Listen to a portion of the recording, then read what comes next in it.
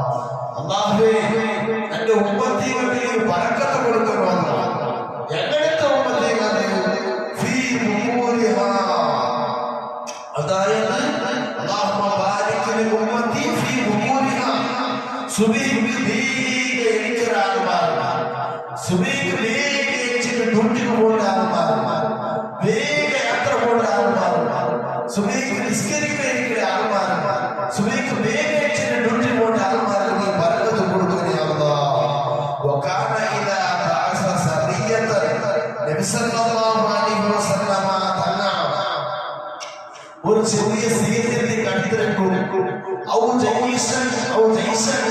വലിയ ഒരു സംഘത്തെ ഒരു സൈന്യത്തോടെ കണ്ടിരക്ക് സുബഹിക്ക്